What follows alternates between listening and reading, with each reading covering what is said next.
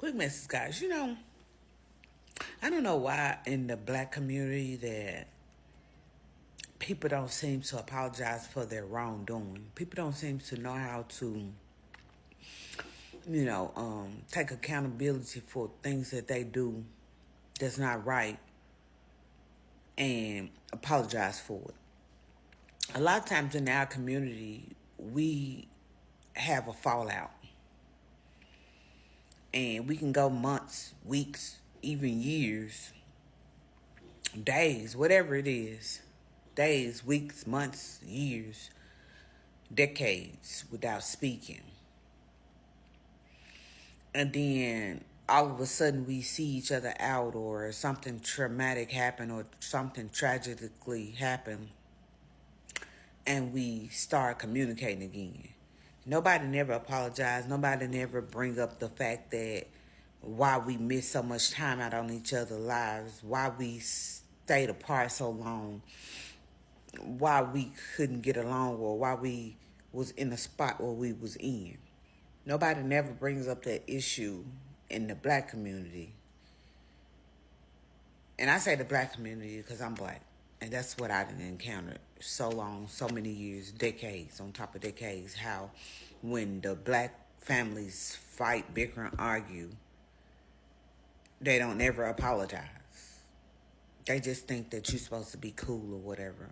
Apologize for what you did. Acknowledge what you did wrong so it won't happen again.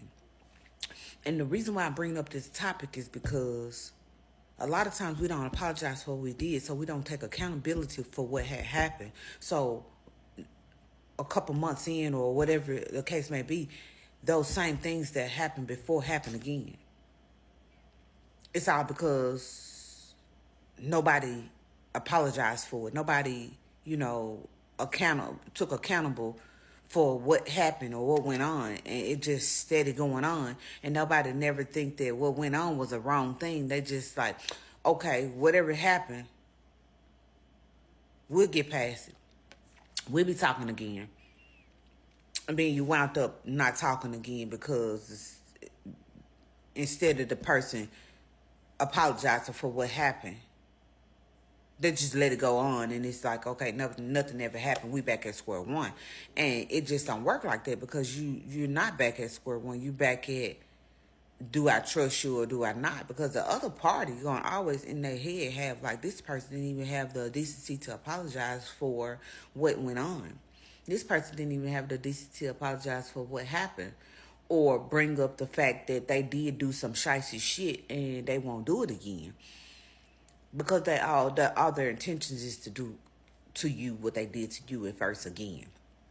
So stop just jumping back into relationship with people, whether it's family, friends, or whomever, without the apology. And then a lot of people say, oh, well, you look for apology, but what if you never get it? Well, if you never get it, you don't have to deal with those people again.